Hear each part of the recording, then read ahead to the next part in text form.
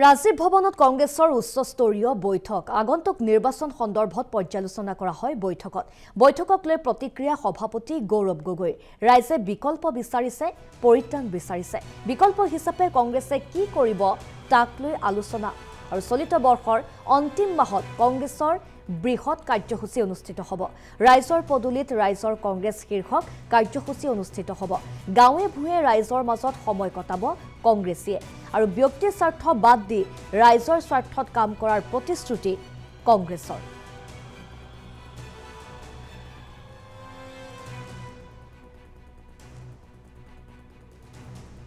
এটা সিদ্ধান্ত লৈছো যে আহাবাৰ আমাক কংগ্ৰেছৰ নেতৃত্বৰ চৰকাৰ আনিবই লাগিব নিজৰ স্বাৰ্থৰ বাবে নহয় অসমৰ ৰাইজৰ বাবে অসমৰ ৰাইজ মুখ্যমন্ত্ৰী হিমন্ত বিশ্ব শৰ্মা ডাঙৰীয়া নেতৃত্বৰ পৰা এতিয়া পৰিত্ৰাণ বিচাৰে কেলেংকাৰী বিভাজনৰ ৰাজনীতি আৰু এই ভয়ৰ পৰিৱেশৰ পৰা অসমৰ ৰাইজ পৰিত্ৰাণ বিচাৰে অসমৰ ৰাইজে বিকল্প বিচাৰে আৰু বিকল্প হিচাপে কংগ্ৰেছক নেতৃত্ব ল'ব লাগিব কিন্তু পৰৱৰ্তী সময়ত কংগ্ৰেছৰ নেতৃত্বৰ চৰকাৰ গঠন হ'লে কংগ্ৰেছ চৰকাৰে কি কাম কৰিব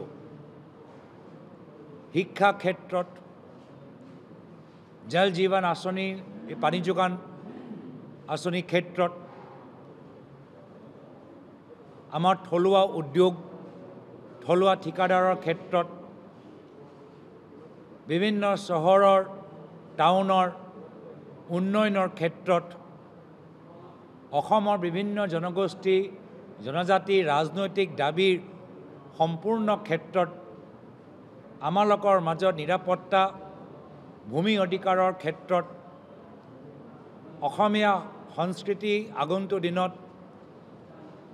আমি কেনেদৰে নিজৰ মাজত আৰু অসমৰ ভাৰতৰ বাহিৰত কেনেদৰে প্ৰচলিত কৰিব পাৰোঁ যুৱকৰ মাজৰ পৰা নিচা মুক্ত এটা পৰিৱেশ আমি কেনেদৰে সৃষ্টি কৰিব পাৰোঁ এই বিষয়ৰ ওপৰত ৰাইজৰ কি পৰামৰ্শ ৰাইজৰ কি অভিজ্ঞতা সেইখিনি আমি কংগ্ৰেছ দলে নিজৰ মাজত আলোচনা কৰি নহয় ৰাইজৰ মাজত গৈহে আমি ৰাইজৰ পৰামৰ্শ ল'বলৈ বিচাৰোঁ আৰু সেই কাৰণে কংগ্ৰেছ দলে সিদ্ধান্ত লৈছে যে এই মাহৰ শেষৰ ফালৰ পৰা এটা বৃহত্তৰ অভিযান কংগ্ৰেছ দলৰ শীৰ্ষ নেতৃত্ব চলাব সেয়া হ'ল ৰাইজৰ পদূলিত ৰাইজৰ কংগ্ৰেছ